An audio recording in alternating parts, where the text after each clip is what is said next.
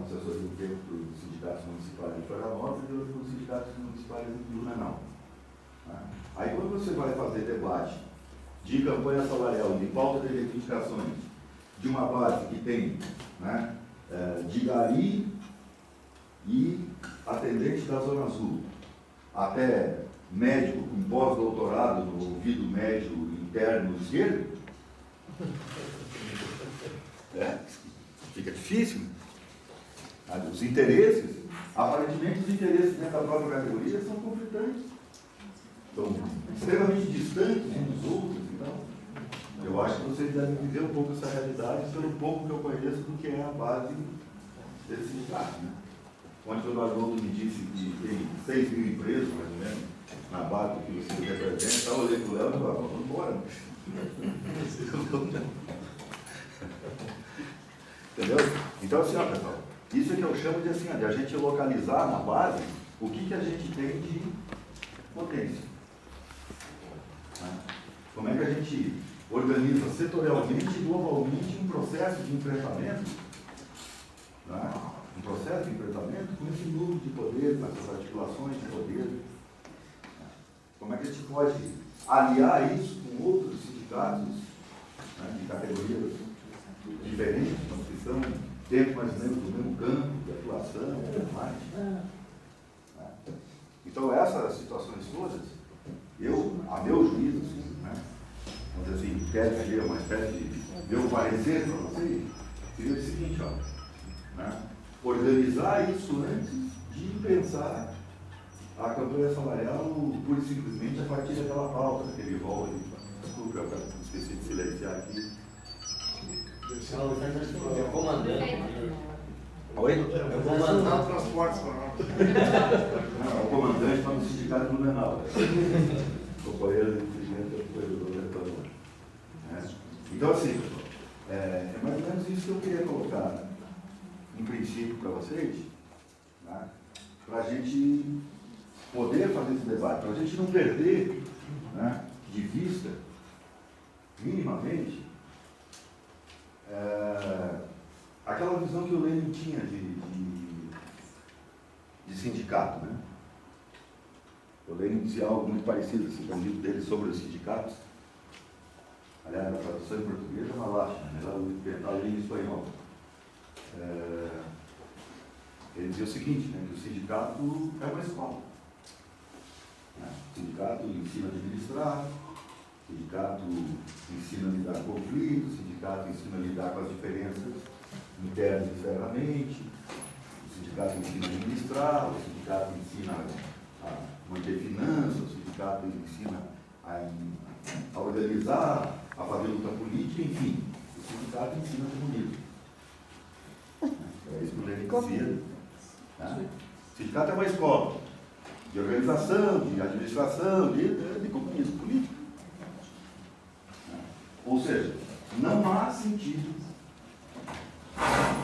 na nossa perspectiva, não há sentido da existência de uma organização tão importante, né, se não for para efetivamente fazer mudanças estruturais. Porque, olha, grevezinha por salário, até a Força Sindical fez, a UGT faz. Né? Tudo quanto é peleiro de vez em quando, às vezes até faz um local vizinho, lá, junto e tal.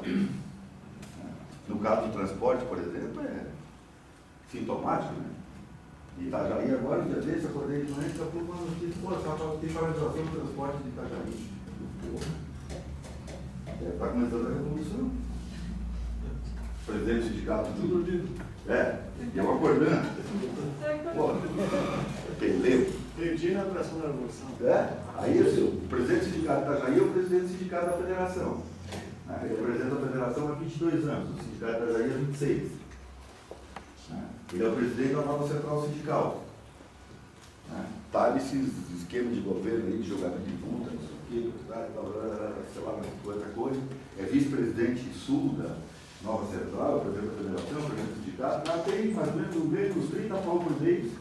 Só de salário do sindicato, da federação, da central, disso, daquilo, jefão, não sei lá onde. Pô, os caras fazendo valorização, depois nós vamos ver, de parado 2 horas, né, junto com os patrões, né, aumentaram a tarifa em 11% e a galera já está esperando quanto vai ser o anúncio do aumento dele. Lógico. O cara faz jus aos 30 mil. Claro, rapaz, o cara está trabalhando para cacete. Né? Então é isso, pessoal. Assim, ó, se a gente não se localiza nisso, não percebe o papel que temos, o papel do sindicato, né? E de perceber assim, ó, não há saída pelo desenvolvimento, não há, por isso, não há saída. Não há saída dessa lógica, né? Porque a saída dessa lógica é a guerra fiscal, é a guerra norte-sul, é a guerra oeste-oeste, é a guerra não sei o quê, né? Não tem saída. Não tem saída. Não é por acaso, por exemplo, que você vê, né, companheiros nossos, nós chamamos assim, às vezes uma prefeitura, um governo de um estado, se degladiando, né, ou de uma prefeitura se degladiando com o governador do mesmo partido, mas a gente vira, muitas vezes, por exemplo, um prefeito do interior do Rio Grande do Sul do PT, batendo de frente com o Olívio e o governador do PT. E olha, o Olívio não é dos piores dos petistas, não. Então, por que eu digo quê?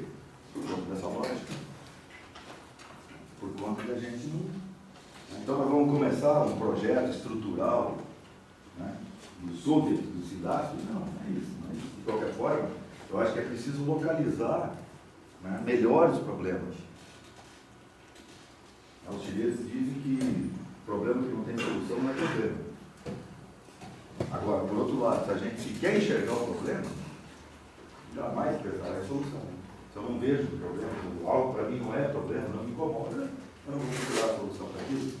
Então a gente precisa situar o centro da nossa problemática, situar o centro do nosso combate, né? Estabelecer estratégias a partir daí. Como eu disse, acho não tenho certeza, que é uma questão de longo prazo. E que uma das coisas que o movimento sindical precisa fazer é romper, né, com essa conduta, vamos chamar assim, né, de fazer das campanhas salariais um fim em si mesmo, anualmente. Sabe? Porque assim, uma coisa que tem sido muito comum para mim é ver o seguinte: tem sindicatos que fazem planejamentos, até com algum grau de profissionalismo e tal, fazem um bom debate de conjuntura, convidam debatedores bons, é algo que já participou de vários nossos lá, em Florianópolis e tal, é um bom debatedor. Vocês lideram lá para bater em mim, isso é uma reclamação. Claro. Tu passa a vida inteira viajando pelo estado com um peleiro te adulando, mas tu leva uma porrada também para tudo. É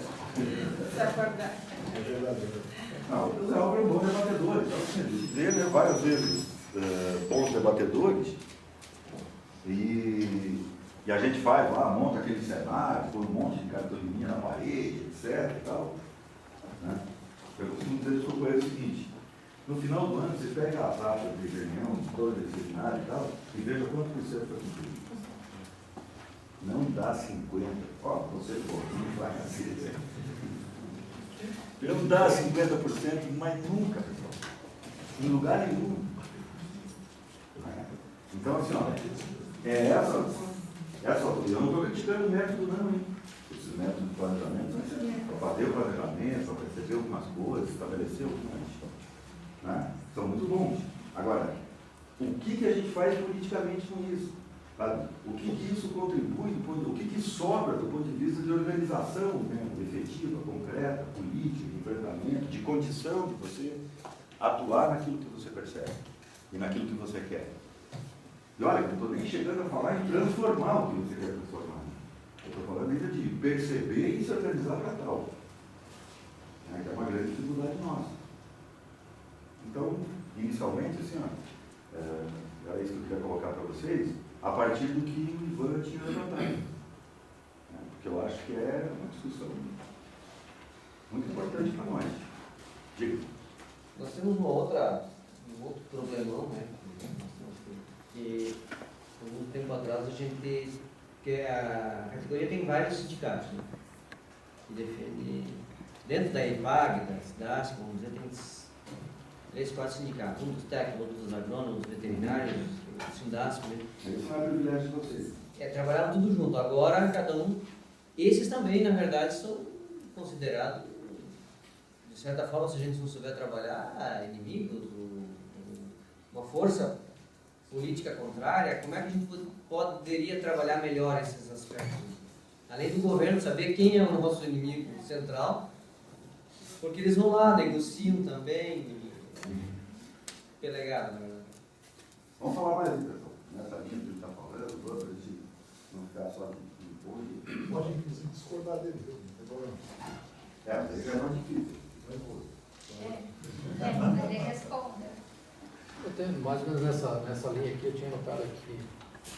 No ano passado a gente discutiu um pouco de buscar outros sindicatos que pudessem estar nessa mesma luta, né? Com o enfraquecimento da intersindical, uma das saídas poderia ser buscar outros aliados para fortalecer o enfrentamento, para não ter que bater em retirada na primeira batalha.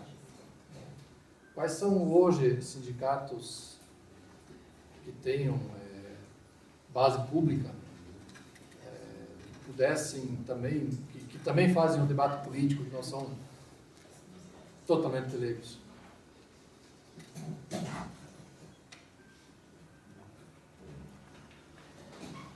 Vamos lá, rapaziada?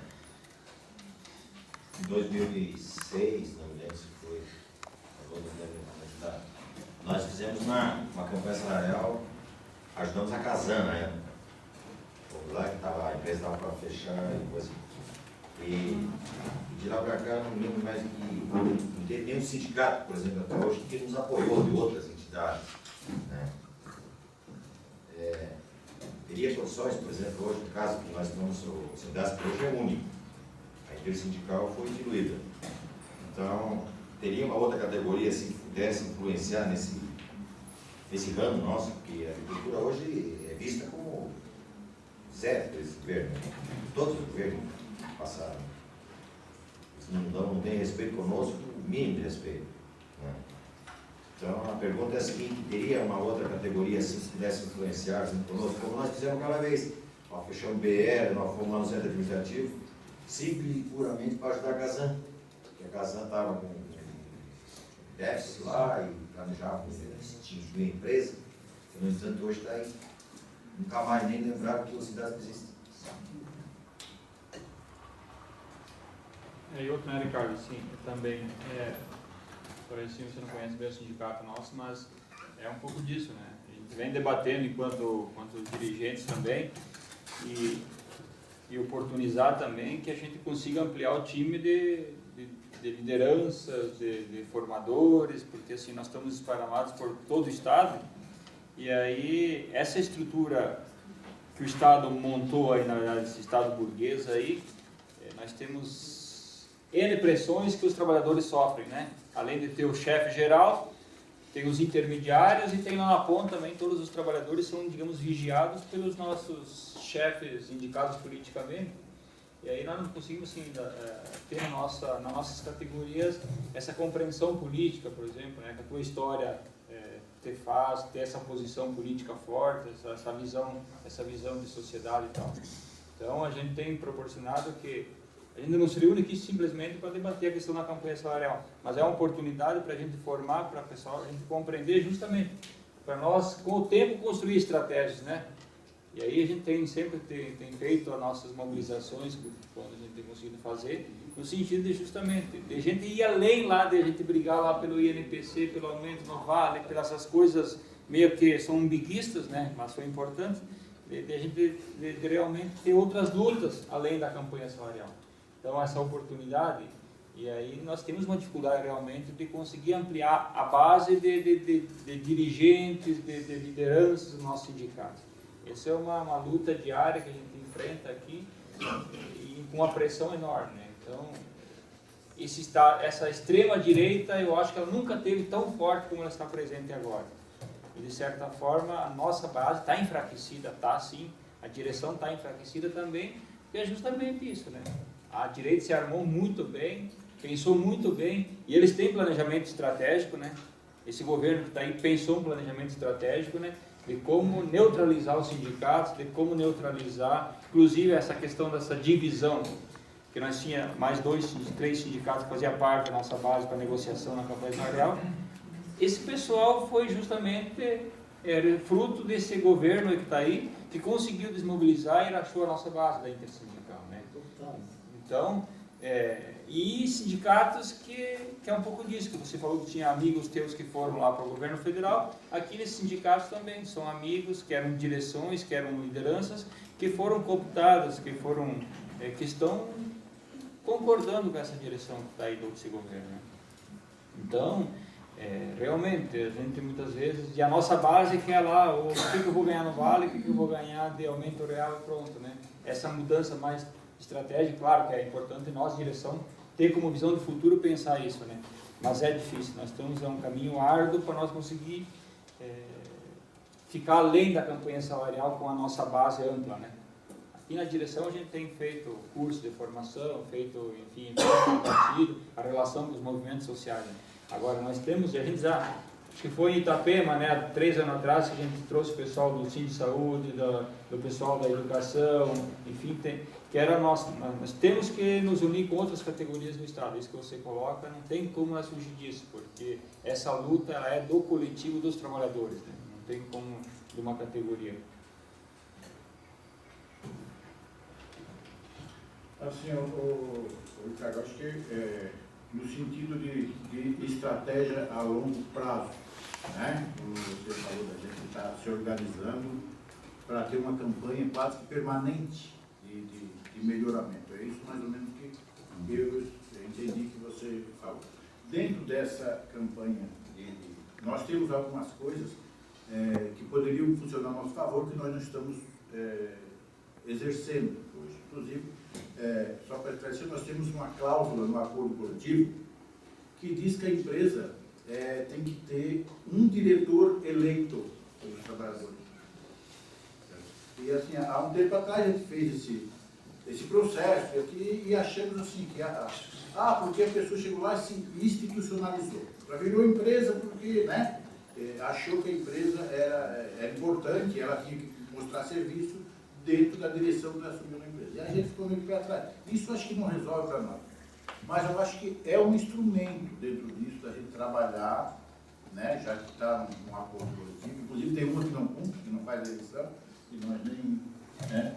Mas a mesma que faz, nós não disputamos, né? E se não tem eleição, os caras dizem, não, nós não vamos fazer campanha para ninguém, deixa que eles... Aí eles botam o cara deles, né? Quer dizer, é um instrumento que nós pedimos e não conseguimos. Então, acho que dentro dessa questão, isso também é uma coisa. Então, o que eu quero dizer é que, assim, não é só sindicatos, né, que a gente vai ampliar a nossa força. Também não é só sindicato, tem várias outras coisas, né? Uma pessoa na Fazer, onde, acho que você não estava aqui, é uma outra instituição, a Federação dos Extensionistas, né? A Associação de Extensionistas no Brasil. Então, são várias instituições, assim, nós temos que pensar várias outras coisas, não só sindicato. Porque como sindicato, hoje eu tenho mas também não claro que tem força, então tem força que estão discutindo até hoje, não fecharam acordo, ainda não assinaram, né? E ganharam mais coisas que nós ainda não assinaram, que é o CID-PD. Né? O menino lá já, porque esse ano quer negociar junto conosco e nós negociar junto. Outra coisa que a gente tem para esse ano é que nas outras empresas nós fizemos os acordos separados. A gente vai lá e discute o acordo da EPAGRE e da CIDAS, depois vai lá e discute o acordo da CODES, só com a CODES, discute o da Santur, só com a Santur. Nós queremos, esse ano já é quase uma concordância dos trabalhadores, que a gente vem conversando no ano passado, de que não tem uma pauta única de todas essas empresas. Eu acho que isso também já é um fator de mais união de força que a gente está juntando, né, para trazer para cá. Você vai ter uma dificuldade, claro, você falou, tem que ser, né, aos poucos. Uma empresa dessa pode não querer vir, a outra também, dentro do momento, mas é uma coisa que a gente tem que ir construindo. Né? Acho assim, se tem mais algum instrumento, né, Ministério Público, de forma que a gente vai trazer isso para o nosso lado, e outras instituições. Essa é a minha pergunta, o que mais tem que a gente poderia somar? Ricardo, além da publicidade, do contato nosso direto com a base, eu diria não um antídoto, mas o que a gente vai usar por causa da formação política, né? Eu falo isso que eu estou na direção, na coordenação, é o 3º mandato. Mas a minha forma de pensar, o meu pensamento, ele era muito, além de burguês, ele era direita. Hoje a minha visão é totalmente esquerda. Já fui esquerda, fui direita, eu falo sinceramente. Mas assim, ó, para atingir, porque eu tenho tido a oportunidade de participar de formação, né, que ainda comentei com vocês, que você começa a ver a realidade de uma outra forma, quando você começa a fazer julgamentos, mesmo que seja sem poder falar para todos, mas você tem uma outra visão. Eu queria assim, ó, é uma coisa que sempre me incomoda e que eu gostaria de como nos planejar para atingir a nossa base. Para, sabe assim, ó, para ser uma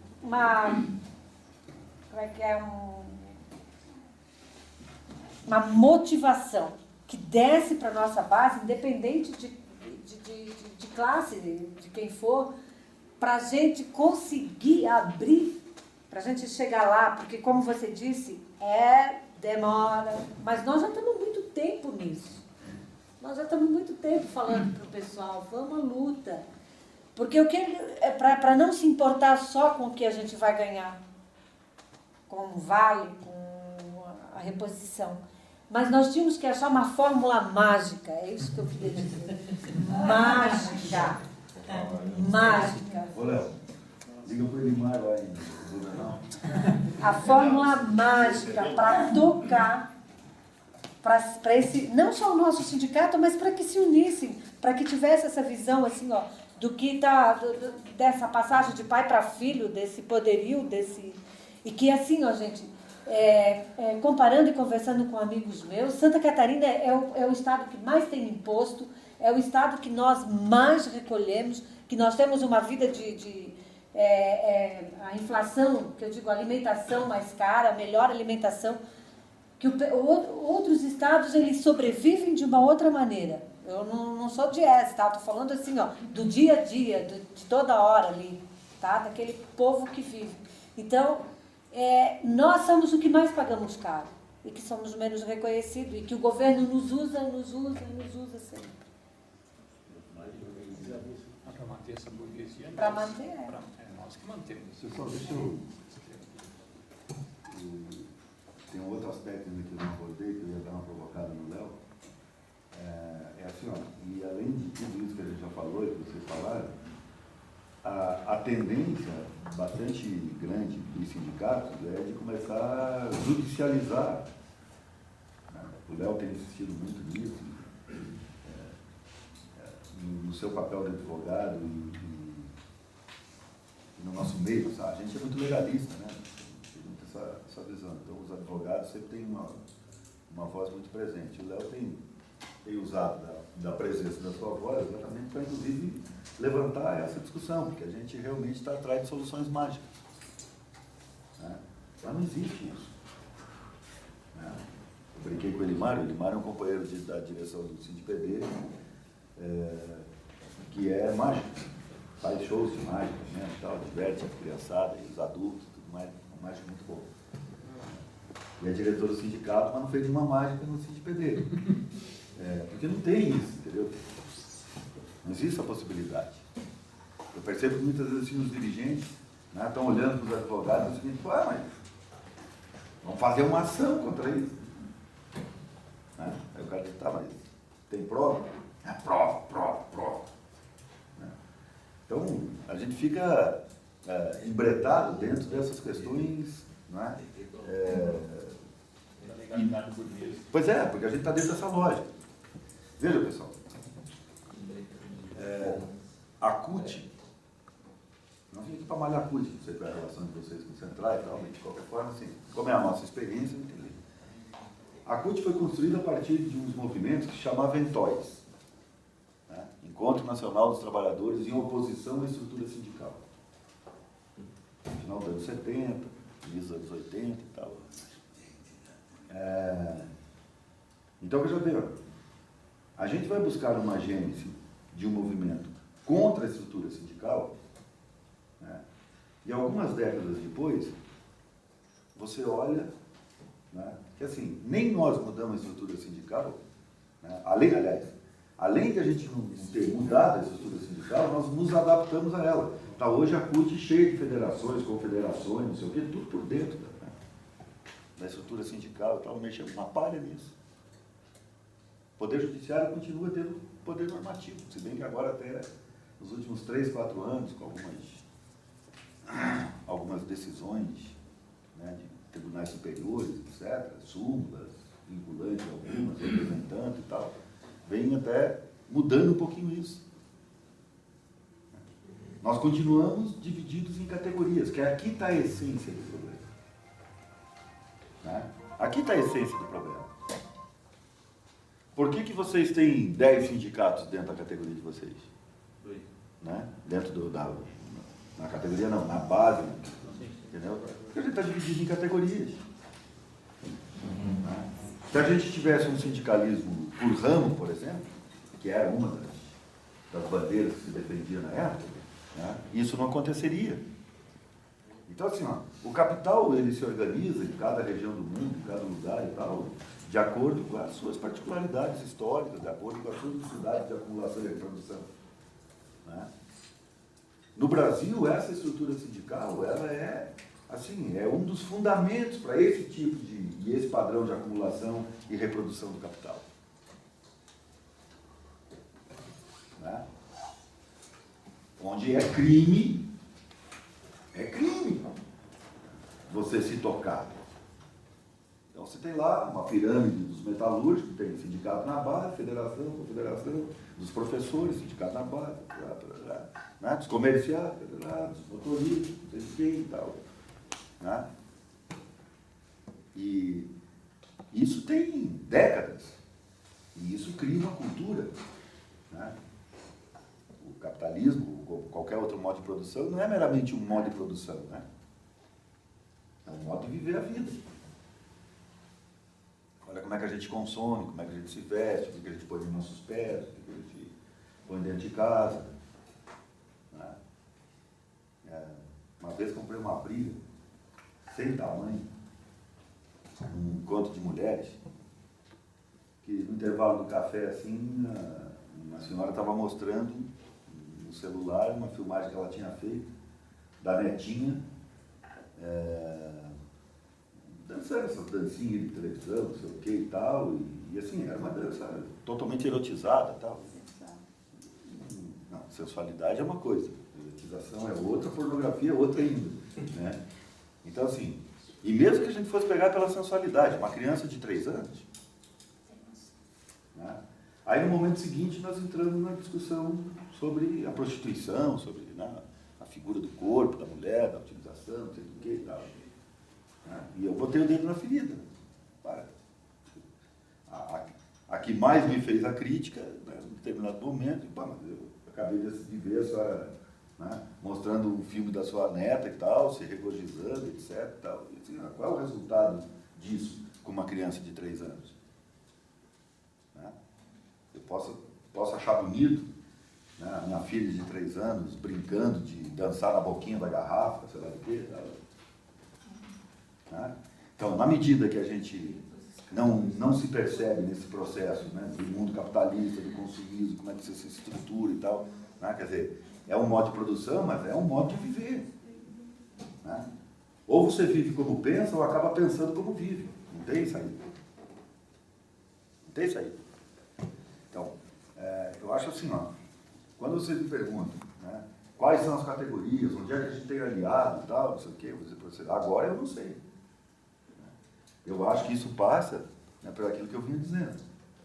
Marcar uma data, ter um planejamento estratégico da ação sindical, um tempo, entendeu? E dentro desses métodos de planejamento, né, a gente vai dissecar o inimigo de um lado, né, e dissecar os aliados e os indiferentes. Normalmente esses métodos de avaliação, né, uma das suas grandes virtudes é permitir você visualizar muito concretamente isso. Quem são os aliados transitórios, quem são os aliados permanentes. Né? Ou seja, quem está numa luta ou outra por momento, por circunstância, né? De ter o mesmo, se não objetivo, mas a mesma reivindicação tal, em determinado momento. Né? Então, assim, ó, eu diria para vocês o seguinte, ó, a resposta assim, essencial, né, para grande parte do que vocês estão levantando aqui, né, era sentar a direção, né, e estruturar um planejamento profissional mesmo, né? Pegar gente que lida com isso, que tem experiência nisso. O Zé Álvaro conhece um monte, eu conheço outros, muitos são comuns, inclusive, do conhecimento e tal. Sentar e fazer esse planejamento. Né? Perceber qual é o peso de tudo que o Zé Álvaro trouxe aqui, qual é o peso do que eu estou trazendo, que não é antagônico, não é tão diferente. Né? A forma de abordar o problema pode ser um pouco diferente, mas, né? Então, pensar isso, né? Isso que eu estava dizendo, assim, perceber bem o que é potência, o que é limite, o que é, né, o que é a dificuldade, sabe? Quando você disseca o inimigo, você percebe que ele também tem lá suas fraquezas. Né? Tem aquele velho ditado dos nossos avós lá de que quanto mais alto o pinheiro, maior a quebra da galhada no tombo. Né? Então, isso não é imbatível. Pessoal, a fragilidade da estrutura de poder é tão grande que a menor ameaça que a gente faça, como eu estava citando para vocês antes ali, né? Uma grande solidariedade aqui, uma paralisação para intimar o governador ali e tal, né? A repressão vira brutal, porque eles sabem disso. Né? Assim, ó, a estrutura sindical, a organização sindical, a forma de fazer sindicalismo que nós temos no Brasil, ela não é a nossa. É isso que a gente precisa perceber. Né? Ela não é a nossa, ela é a deles. Se a gente não rediscutir a nossa estruturação, né? Você dizia, Arnaldo, por exemplo, o seguinte, quem sabe a gente ajuiza dissídio, né? Para tentar mudar um pouco a lógica da negociação, tentar garantir por aqui, por ali e tal. Né? Digo o seguinte, ó, um dos centros do Entóis e da fundação da CUT era o fim do poder normativo da Justiça do Trabalho, ou seja, não ter dissídio coletivo. Deixar para livre negociação com base na correlação de força de quem está disputando. Agora eu vou dizer para vocês que um ajuizamento de um dissídio, né, pode não ser uma estratégia transitória, momentânea para determinada coisa, claro que não. De repente, para determinada situação, para determinado momento, né, determinada evolução e tal. Agora, tudo isso, pessoal, né, eu vou insistir com vocês aqui na exaustão. Né? Não dá para a gente ficar tentando pensar uma coisa ou outra isoladamente, descasadamente. Vou usar de novo um exemplo do transporte aqui para vocês. A gente discute muito a virtude, por exemplo, dos corredores de ônibus. Tem excelentes virtudes, né? Tem excelentes resultados de vários pontos de vista. Os corredores exclusivos de ônibus, né, dentro de uma cidade. Se o sindicato não enxergar o que isso significa, na sua amplitude, não perceber que essa ação isoladamente pode ser feita e defender isso, como eu já vi sindicato de companheiros de transporte defendendo, em última análise, do ponto de vista da corporação, o resultado é desemprego. Claro. Faço o corredor de ônibus, desengarrafo o ônibus, tiro o ônibus do meio de milhares e milhares de automóveis, meto ele dentro de uma canaleira. Ele vai chegar mais rápido ou não lá no terminal? Ou no destino, etc. Vai ser mais rápido, não vai? Vai consumir menos, vai poluir menos, as pessoas vão ganhar em tempo. De novo, ó, pessoal, tempo, o centro do capitalismo. A empresa vai ganhar mais. Né? Só que esse ônibus andando mais rápido, chegando mais rápido, desengarrafando, eu começo a precisar de menos ônibus e, consequentemente, de menos trabalhadores. Então, vamos dinamitar os corredores de ônibus. Só que não. Eu estou usando isso como exemplo para mostrar para vocês o que uma medida isolada, né, pode ter como consequência não bem prevista quando eu não percebo ela no seu conjunto. Tá? O que eu tenho que colocar junto com isso? Eu tenho que colocar junto com isso uma tremenda de uma penalização ao uso do transporte individual motorizado. Eu defendo pedágio dentro das cidades. Eu sou contra pedágio em estrada, eu sou contra pedágio para litoral sul, não sei o quê, para vagabundo ganhar dinheiro em cima de obra de infraestrutura feita com dinheiro público. Né? Agora, na mão do Estado, eu não sou contra pedágio. Né? Você vai em Paris, os terrenos de estacionamento do centro de Paris pagam 13 vezes mais de IPTU do que outros comércios. Em Florianópolis, né, a Ângela Lin isentou de IPTU quem colocasse terreno à disposição para estacionamento no centro da cidade. Né? Esse governo que está aí, tirando IPI de automóvel, para a gente elevar de 3 milhões e 800 para 4 milhões e meio de unidades produzidas por ano, isso significa dizer que eu estou colocando, mas mesmo que tivesse, parceiro, né? Nós estamos colocando por ano, né, a frota do município de São Paulo nas ruas do Brasil. Uma frota do município de São Paulo por ano nas ruas. A infraestrutura acompanha isso? Não. Deveria acompanhar? Não. Porque a construção do espaço do carro é a destruição do espaço do humano. E não vai ter ar para isso. Né? Para começar a conversa. O automóvel, né, é um dos ícones da exclusão. É impossível cada um dos 7 bilhões de seres humanos ter um. Não é por uma questão monetária, financeira. É por uma questão de vida. O planeta não suporta isso.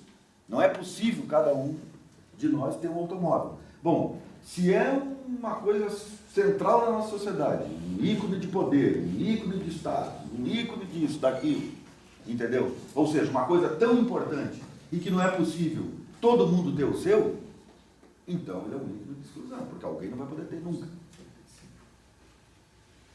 Então, se a gente não perceber isso, por exemplo, quando discute o processo de mobilidade, nossa, né, é a mesma coisa, eu usei o exemplo para dizer para vocês o seguinte, ó, as medidas isoladas, né, um ajuizamento de sítio aqui como estratégia, né, uma aliança momentânea com um sindicato, né, de uma outra categoria para esse momento, se isso não tiver, sabe, colocado dentro de uma lógica, de um procedimento estratégico pensado, planejado, de no mínimo médio prazo, né, pode até nos dar um resultado relativamente positivo hoje e de repente ser o nosso maior problema de amanhã. Então é esse assim o chamado de atenção, não no sentido do pito, né, mas no sentido de a gente refletir, que eu faria para vocês desse ponto de vista, né, dessa busca de construção. Talvez, posso estar enganado, mas talvez vocês estejam vivendo um momento de uma transição, né? Eu não conheço o processo histórico dessa intersindical que vocês falam, né? Não sei se tiver algo melhor, pode ajudar aí nessa história, mas assim, de qualquer forma, é aquilo que eu dizia para vocês, ó. A gente tinha a bandeira do internacionalismo, do fim das fronteiras, né? Isso nunca foi tão atual, né? O final do Manifesto Comunista, lá de 1848, a frase final do Manifesto Comunista nunca foi tão atual. Ela é mais atual hoje do que era na época. Né? No entanto, nós estamos vendo a dificuldade disso. O fim do trabalho assalariado, já me reportei a isso. Eles fizeram a globalização do ponto de vista deles, do ponto de vista do capital, do ponto de vista da necessidade do capital. Né? O desmonte do Estado, né? Por duas razões nesse processo estratégico deles. Né? O desmonte do Estado tem, por um lado, propiciar a iniciativa privada, os amigos do rei e tal, e tomando conta de tudo. Né? O que faz a classe média baixa para cima? Né? Não vai para a rua lutar por escola pública, arrasta o tacho e tenta pagar uma escola privada para o filho. Ah, falta segurança? Então raspa o tacho e vamos colocar uma cerca elétrica, comprar 2 Rottweiler e botar lá em casa e não sei mais o que e tal. Ah, saúde pública é uma merda, não sei o que e tal, então vamos raspar o tacho lá em casa e fazer um plano de saúde da Unimed, da Servemed, da GEMED, da Porra Med, sei lá o que. Estamos colaborando com eles, né? Oi? Estamos colaborando com eles. Então, é isso que eu digo para vocês, assim, olha. Tem esse lado do desmonte do Estado, entendeu? Mas tem o outro lado da globalização, do desmonte do Estado, não é? Porque assim, ó, se o Brasil tem uma tarifa alfandegária e a Argentina outra, e a Itália outra, e a França outra e tal, o que dificulta? O livre comércio. A circulação do capital.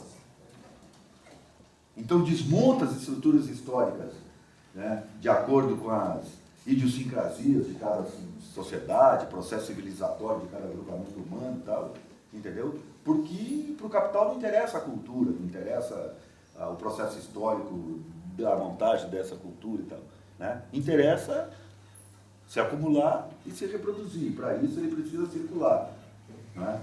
E quanto mais rapidamente circular, quanto mais vezes por dia, né, uma nota de R$1 circular, entendeu? Maior a possibilidade que vai ter de você gerar esse excedente, né, essa reprodução do capital. A ponto de que, não é, nós chegamos hoje, por exemplo, quantos tênis a Nike produz? Alguém sabe? Eu sei quantos sapatos os chineses produzem por ano. Posso dizer. É coisa de 4, 5. Não, a Nike não produz nenhum par de tênis. Entendeu? A Nike não produz. Ou seja, o centro de poder ele se deslocou da produção, da detenção do meio de produção, entendeu? Para a administração da logística, para a administração da marca. A Nike não produz mais um par de tênis. Entendeu? Quem produz é lá. A China. Né? A China e nós também, né? Assim Todo como a mundo. Coca-Cola também não. Oi? A Coca-Cola também não produziu uma Coca-Cola. Ele ainda tem a fábrica original nos Estados Unidos. Né? A Nike nem isso manteve. Está lá como museu histórico e tal, né? A Nike nem isso manteve. Né? Claro, também são marcas que surgiram em momentos históricos diferentes. Então, pessoal, assim, ó, nesse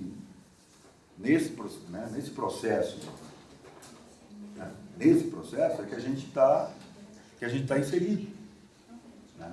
São novas formas de dominação, são novas formas de reprodução do capital. Né? Agora, é mais ou menos como o motor a combustão. Né? Hoje você tem aí um bloco de alumínio, com velas de cerâmica, né? Com motores de alta tecnologia, tal. Pega lá um Fórmula 1 daquele, com 1.500 cilindradas, você tira 12, 13 mil giros por minuto, 800 HP de potência, tal. Mas se for lá ver, o princípio é o mesmo. Cilindrozinho, pistãozinho lá dentro, tá, né? Explosão, mistura de ar combustível. Tá? Então, assim, ó, tem todas essas renovações, tem toda essa. Porque assim, olha, quando a gente começa a falar muitas vezes, às vezes me pode, será que tem algum neurologista bom que me faça uma lobotomia para mim esquecer isso tudo e poder virar um alienado feliz? Sabe? Quando a gente começa, o mundo que traz o Zé Álvaro, que eu estou colocando um pouco aqui para vocês e tal, pode nos remeter a isso. Ó, nossa saída é um neurologista bom. Né? Mas não, pessoal. Sabe? A gente estabelece esses parâmetros, mas assim, ó, como eu dizia para vocês, entendeu? Quanto maior também essa complexidade, mais frágil. A ponto de que eles não admitem que a gente possa Né? Vocês imaginam o seguinte, ó, liga lá pro Diário Catarinense agora, é o seguinte, ó, o Zé Álvaro, o Ricardo e o Léo Bittencourt estão com o sindicato reunidos lá em Campos Novos. Amanhã já tem uma matéria. Ah, reunindo, matéria. Freitas, a minha presença aqui é uma coisa que ameniza a situação. Freitas fala, não, mas a aula porque a coisa deve estar mais ou menos. Os caras estão indecisos ainda.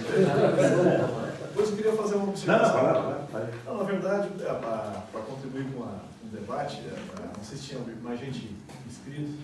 Eu queria depois passar alguma coisa com o conhecimento deles aqui. Posso falar? Na verdade, eu queria colocar algumas coisas aí para contribuir, né? Concordo com a maioria das coisas que o Ricardo fala e discordo de algumas, especialmente da abordagem, mas daí não é novidade. Nós estamos discordando há uns 30 anos. Então, não é novidade, inclusive, teve fóruns que a gente aprofundou um pouco mais as divergências, as visões, por exemplo, nesse fórum que o Freitas mencionou, que ele fez, eu me lembro, aí uns 2, 3 anos atrás, com a presença do Nildo, inclusive, né? Eles levaram lá um cara com uma visão que tem muito mais na minha esquerda, e tal, que é o Nildo, amigo nosso também, e eu com outra visão, em termos estratégicos, etc. E foi interessante, né? A gente aprofundou a discussão, a escolha não foi por acaso, né? O objetivo era... Aliás, eu quero aproveitar para... Aliás, vocês dois foram convidados já sendo dito o que se pretendia de ter duas visões para bater. Exatamente. Eu participei de debates anteriores com essa mesma perspectiva, inclusive onde o palestrante era o deputado Ivan Valente, que foi muito interessante também, né? Debatedores com visões diferentes. Por exemplo, eu atribuo uma importância para o aumento do salário mínimo que certamente talvez o Freitas não atribua, né, nos últimos anos. São perspectivas diferentes. Agora eu queria destacar 2 aspectos aqui que eu acho legal com tudo que o Ricardo falou, que vocês falaram. Assim. Primeiro, nós estamos tratando aqui de um problema extremamente complexo. O nosso objeto de discussão aqui é quase tudo, né? Se a gente for ver. Pode ver um tema de conjuntura, mesmo que seja conjuntura, não precisa nem discutir coisas estruturais que o Freitas trouxe, né? Mas à medida que tu vai fazendo esse debate, mesmo que seja de conjuntura, tu vai puxando os fios, aí tu chega lá nessas questões que o Ricardo está destacando, da própria estrutura, gênese do sistema capitalista como um todo. Então, primeira coisa, se é complexo, muita calma nessa hora. Quer dizer, nós não vamos resolver aqui, é isso que o Ricardo está dizendo, quer dizer, é de longo prazo e requer muito investimento em formação e perseverante. Porque o grande problema desse tipo de debate é que tu faz um debate, traz um cara que fala coisas diferentes e tudo mais, então esquece. O cara do dia a dia, cada um se preocupa com a sua sobrevivência. Aliás, como o Ricardo falou, o sistema trabalha nesse sentido mesmo, né? Para que as alternativas sejam individualizadas mesmo, né? E nos últimos anos parece que essa questão piorou, né? O lance do individualismo, das saídas individuais, até porque a tecnologia contribui para isso. Certo? A tecnologia, por um lado, ela aproxima as pessoas, né? Por exemplo, a internet, muitas vezes tu revê pessoas que tu não tinha, fazia 20 anos que tu não via e tudo mais, o telefone permite que tu imediatamente liga um amigo teu que está lá em Rondônia, ou em Paris, você não sei aonde, mas ao mesmo tempo ela distancia. Principalmente se estiver dentro de uma penitenciária, tu consegue ligar. Aliás, falou da fragilidade do Estado, né? Dizendo, olha, vê como o Estado é frágil, né? Um sindicato que pisa fora da linha, os caras têm que fazer uma repressão desgraçada. Pô, tu quer mais fragilidade que nesse processo dos atos de vandalismo, de terrorismo e tal? Eu ia fechar minha fala com isso. Pô, isso é um negócio inacreditável, né? Por isso que eu digo, eu concordo com o Ricardo, que tem coisa que a gente não sabe, muita coisa que a gente não sabe, porque é um grupo de bandido. Digamos, a maioria pede chinelo, né? No sentido de classe social, no mundo dos pobres, da sociedade, a esmagadora maioria. Consegue apavorar um país, né? Um estado, mas um país que faz isso em São Paulo também, faz muito. Então isso revela a fragilidade da nossa inteligência, né? Uma competência do sindicato, né? Do sindicato do crime, né? Mas se eles são muito competentes em relação a alguma coisa, no caso em relação ao Estado brasileiro, tá? Essa é a primeira coisa que eu queria dizer, quer dizer, a complexidade dos fenômenos. Eu sempre gosto de mencionar uma coisa, quando a gente discute essas coisas, nós estamos tratando de um objeto aqui que é muito complexo. Para resolver problemas da nossa família, no núcleo familiar de 4, 5, 6 pessoas, já é um pepino, tem coisa Às vezes de duas, né? Hã? Com ela já é um trabalho, caramba. Exatamente. Às vezes só a patroa já é um pepino, e ela deve dizer o contrário também, né? Aguentar aquele cara não é fácil. Agora imagina, então é difícil resolver, a psicologia se mistura com os problemas econômicos, né? Agora, o que dirá um continente como o Brasil, e se tu quiseres, para pensar mundo, porque tu pensa Brasil, tu acaba pensando mundo, né? Então, é um troço que não é simples, né? Por isso que tu tem que ter paciência, calma e investir pesado em informação, até porque a visão não é a mesma. O Ricardo trouxe uma série de ideias que não necessariamente o grupo aqui concorda com ele sobre muitas coisas. Outras coisas concordam, mas não necessariamente. Essa é a primeira coisa que eu queria falar, me estendi muito, mas a segunda coisa, que eu vou ser mais rápido, é o seguinte: da forma que foi colocado pelo Ricardo, e aí tem a ver com o tempo, eu sei que o Ricardo não pensa assim, mas tem a ver com o tempo, tu faz uma fala, como é problema complexo, né, tu diz coisas que falta uma razão. Ser complementadas, tem um nível de profundidade que não é o ideal, muitas vezes, mas a impressão que dá é que só, na fala, assim, em algumas partes da fala, que só o capital joga, né? Como se tudo fosse fruto de uma conspiração de o capital. E não é assim, né? Se tu pega o Brasil, tu tem avanços importantes decorrentes da luta dos trabalhadores, que o outro lado não gostaria que fosse assim. A própria... nós estamos reunidos aqui, será que com o beneplácito dos capitalistas? Ou é uma conquista dos trabalhadores? Cito coisas assim, nós falamos aqui do Estado. O Brasil tem um sistema único de saúde, né? que os caras estão tentando derrubar há décadas, né? Desde que foi antes de ser implantado, e que tem uma importância para a população que é capital. E a crítica que a gente faz, às vezes... É o maior do mundo. O maior do mundo. E a crítica que nós fizemos, nós, trabalhadores, sindicalistas, assessores, fizemos muitas vezes a mesma crítica que a direita, que quer privatizar o sistema, faz. A gente joga a água e a criança, o sabonete, tudo junto.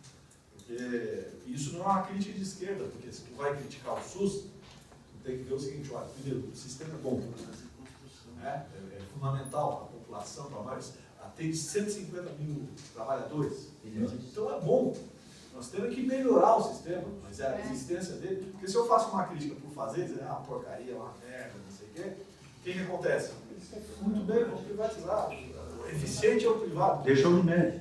Exatamente. Que é uma mentira dessa. Se a gente olha a história do capital, das empresas, né, eu até mencionei aqui a questão do Bolsa Família, que eu considero um programa importantíssimo que tira as pessoas da fome e que é feito com 0,4 do PIB, né, e aí tu vai ver o que as empresas recebem de subsídio, né. Vou dar só um exemplo.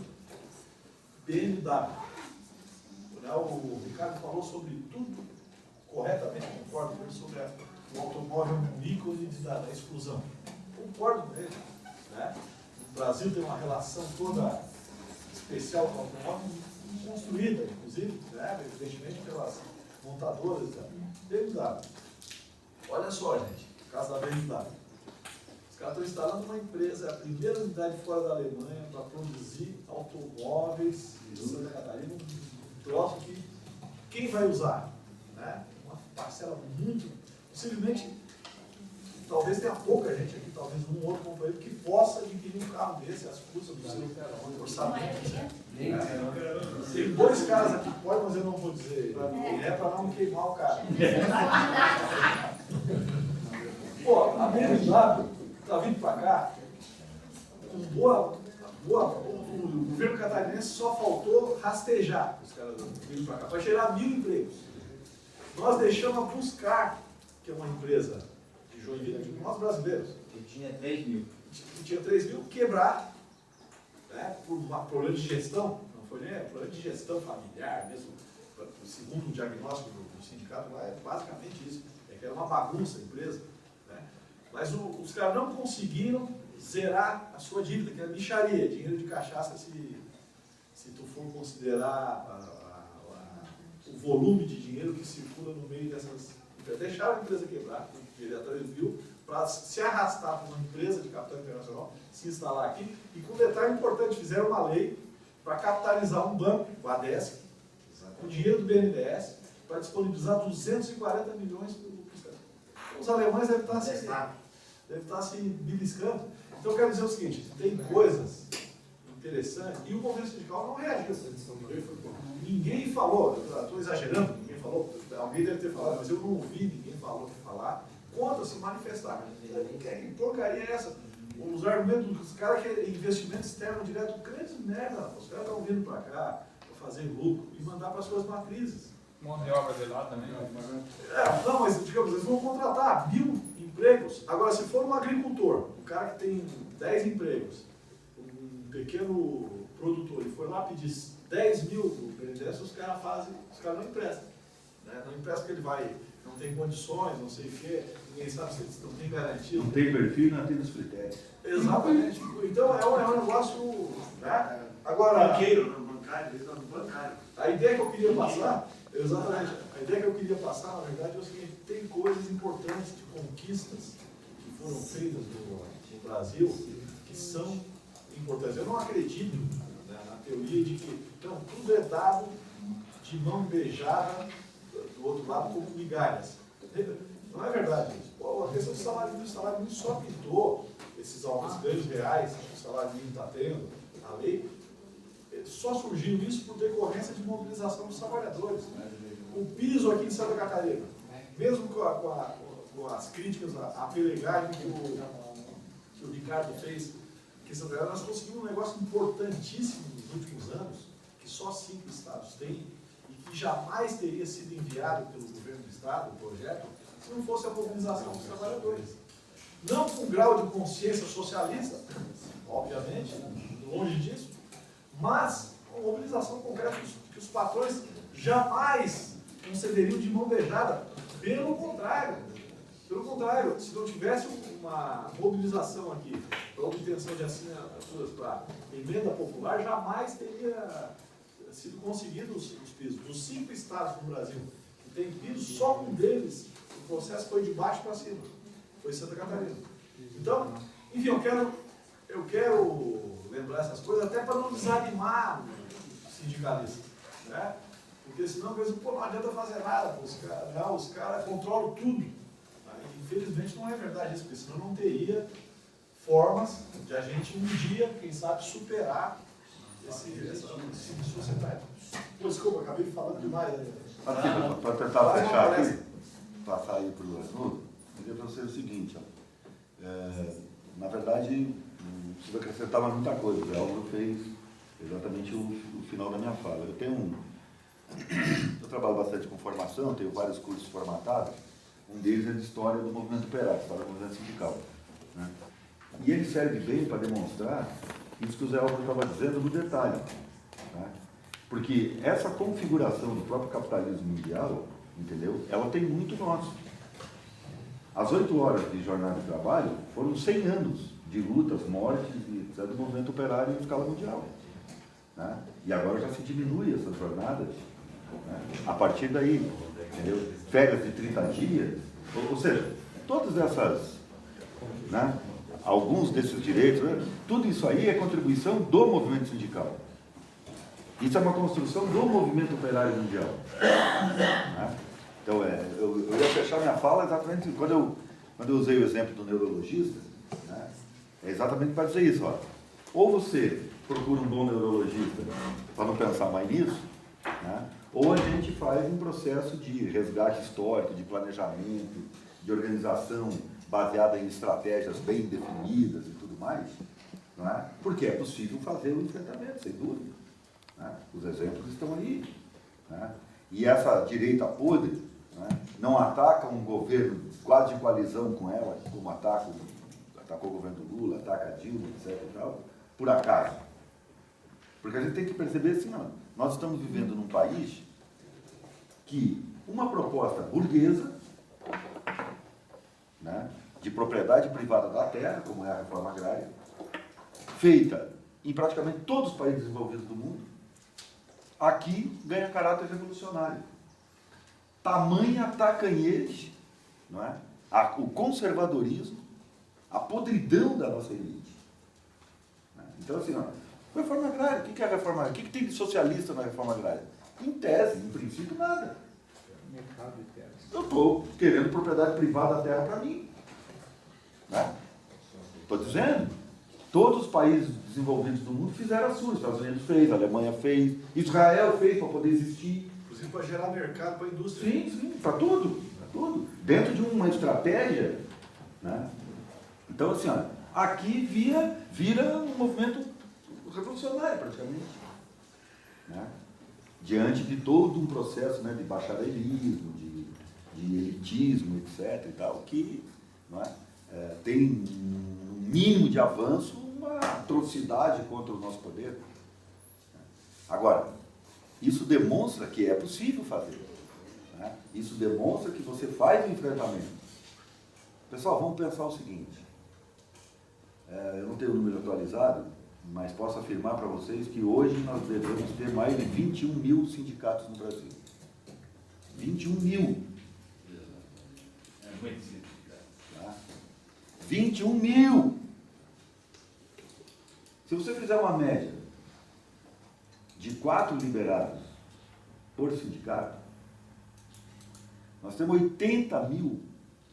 É um exército. Eu não queria nem que esses caras fossem socialistas, nem revolucionários, nem nada. Eu só queria que eles fossem honestos. Se nós tivéssemos 80 mil liberados honestos nesse país, aí sim o Lula ia poder, nunca antes na história desse país, com mais propriedade. Né?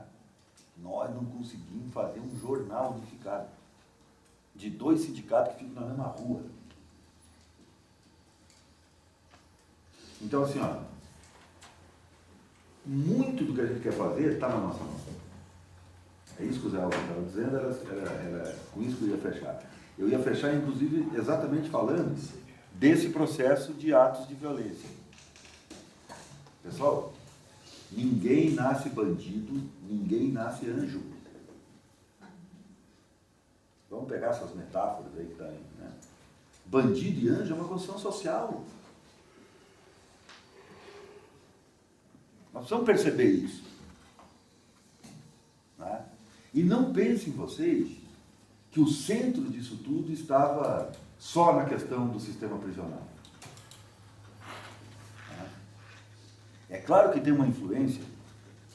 Né? Você foi pego, julgado, condenado, está preso dentro do inferno. Está preso no inferno. Vamos falar a verdade. Tua mãe, 50 ou 60 anos, dentro da lei, no dia que a lei fala, no dia que a estrutura permite, vai te fazer uma visita. De 15 minutos ou 20. Aí o Estado olha para essa senhora e diz, aí, véia, vadia, tá com chip nessa pomba aí? No dia seguinte, chega a namorada ou a esposa. Dentro da lei, está escrito lá o direito à visita íntima, etc. e tal. Aí o Estado chega para essa senhora, ou menina, seja lá o que for, e aí veio dar para aquele vagabundo de novo, sua puta. Como é que vocês reagiriam?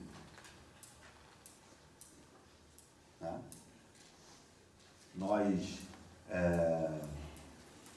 não está escrito em lei nenhuma que um criminoso tem que virar animal. Tem que ser desumanizado. Não está escrito em lugar nenhum isso. Aliás, Estado democrático de direito significa que a lei é para todos, inclusive para o próprio Estado. que tem o monopólio, né, da jurisdição, ou seja, de fazer valer a lei. Agora, ele também está submetido à lei. No momento que um agente penitenciário, no momento que um policial, no momento que o Estado faz isso com uma pessoa dessa, ele também é bandido, ele também é marginal, ele também está fora da lei. Se não tiver essa compreensão, aí é a compreensão deles. Porque marginal, bandido, não tem direito a reivindicar. Não tem o menor espaço social de reivindicação. Então, alguns milhões de marginais de bandidos é de interesse do capital. É menos pressão social. É mais fácil você dar conta. Agora, eu digo uma coisa para você. Um vaporzinho de tráfico em Florianópolis hoje, né, ele está ganhando em torno de uns R$300 por semana. Oi? Vapor de tráfico. Sabe o que é? É aquele que a mulinha. É mais a gurizada mais da estrutura, assim. Não é bem o aviãozinho que leva o pacotinho, né? É o cara que dá o foguete, é o cara que apita, é o cara que... É o cara que faz os avisos, é o cara que faz a primeira viagem para chegar e tal, né? O cara desse ganha R$300 por semana. Onde é que você ganha R$300 por semana? Livrinho, sem contar nada para ninguém, sem precisar fazer declaração de isento, né? E etc. E tal. Agora eu pergunto uma coisa para vocês. Se o Estado tiver uma política pública correta, decente, digna, dentro dessa comunidade, com uma política para a juventude, com política de educação, com tal, parará, entendeu? Esse cara vai ser vapor do tráfico? 99% não. Escola integral. Não, política de Estado. É isso, se a gente for ficar falando aqui, eu não preciso falar, vocês sabem melhor do que eu estou falando. Se o Estado estiver presente com uma política pública decente, digna, humana. Então, isso é uma construção nossa. É com esse Estado que nós vamos negociar. É esse Estado, então, é esse, né? Na verdade, assim, ó, não é diretamente com o Estado, é com um núcleo de poder de assalto a esse Estado que a gente vai negociar. Então, e vocês vejam como, assim, ó, a hora que quiserem fazer, fazem de novo. Né? Nós não chegamos à solução do problema. Nós não chegamos à solução do problema. O coronel Massaneiro, comandante-geral da polícia, chegou ao ponto de dizer, não, isso eu ouvi dizer, em entrevista. Né? E ouvi. Ele dizia assim, ó, não, agora é essa moda de queimar ônibus. O crime tem muito disso, tem moda setorizada, assim. Já teve a moda do sequestro relâmpago, a moda não sei do quê. Eu digo uma coisa para vocês assim, ó. Eles sabem tudo. A inteligência, a polícia civil, etc., sabe. Todo mundo sabe. Ou alguém que não sabe que o Bornaus é um dos cabeças do tráfico de cocaína do sul do Brasil há décadas? A gente pode até se fingir que não sabe. Tem medo de dizer isso publicamente, mas é. Eu não sabia. Então tem um aqui que eu não sabia. Né? Todo mundo sabe das relações dele com o Japa, daquela loja de confecções da Mackenzie, etc. e tal. Né? Oi? Né? É outro nível de banditismo. Aí já é o tráfico de mulheres, cassino clandestino, jogo, prostituição e tal. Esse é o negócio do pavão. Mais baixo. Como em Minas, o Aécio Neves, maior cheirador, que a irmã dele é quem faz o discurso e que cuida da imagem dele. Daí ele é internado, escondido. Ricardo, vamos fechar. Vamos. Então assim, ó, na verdade, hoje nós estávamos vivendo o quê? Vocês acham que quando baixou a força... Por que não podia vir a Força Nacional? Porque ia pegar nego velho. Não podia vir a Força Nacional porque tinha que concluir o levantamento da Polícia Civil para a Força Nacional não ir fazer o levantamento, porque daí ia pegar mais coisas. Então, quando chega a Força Nacional, a Polícia Civil entrega tudo. Por que não entregou para a Polícia Militar uma semana antes? Porque tem uma disputa do comando da Polícia Civil com o comando da Polícia Militar pelas duas secretarias do Estado. Então a Polícia Civil sabia e não informava a Polícia Militar. A Polícia Militar estava atuando na região metropolitana de Florianópolis no escuro. Aí é um soldadinho de 1.200, 1.300, 1.400 reais, 900. que está indo botar a cara a tiro e etc e tal, lá fora, no escuro, sem as informações da Polícia Civil, por essa disputa. Alguém está dizendo isso? O Sirotsky sabe disso, com mais detalhes do que eu sei. Nenhum dos veículos do seu monopólio, né, como falava o Zé Aldo na sua fala antes da questão da regulamentação de mídia e tal, né, nenhum dos seus veículos vai dizer isso nunca. Mas os 130 milhões lá que é a comunicação que usa, é para isso, né? Para dizer. Sim. Então, pessoal, assim, ó, é isso que eu dizia, para fechar mesmo. O bicho pode parecer ser enorme, feio e imbatível. Não é. Ele é enorme e ele é feio, mas está longe de ser imbatível. Essa é a mensagem que eu acho que assim é o centro do que eu quero deixar para vocês. É possível a gente fazer mais do que a luta pela nossa pauta. É possível fazer muito mais do que isso. Desde que a gente se organize e se convença disso. Se convença disso e se organize para isso. É possível. Aí, todas essas questões mais pontuais, mais de... Porque assim, ó, o grande aprendizado nosso é saber compreender a diferença de tática e estratégia. E não misturar essas coisas. Do ponto de vista de como que a gente planeja a ação. É claro que tática e estratégia estão umbilicalmente ligadas, né, pelo processo da ação, da atividade e tudo mais. Né? Agora, saber entender bem isso, ou seja, caracterizar inimigo, caracterizar a situação, caracterizar isso, caracterizar aquilo, categorizar essas coisas, perceber qual é a ação mais eficaz aqui, menos eficaz acolá e tal. Né? Tentar ter os planos de contingência, saber que a consequência de uma coisa que hoje eu preciso fazer, amanhã pode ser contra mim ou contra eu. Né? Os Estados Unidos armou o Saddam Hussein, armou, né, os malucos lá no Afeganistão e tal, para combater a Rússia. Entendeu?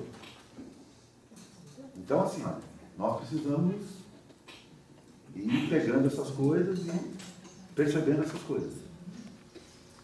Eu acho que, né, para a gente almoçar... Ladies and gentlemen, we need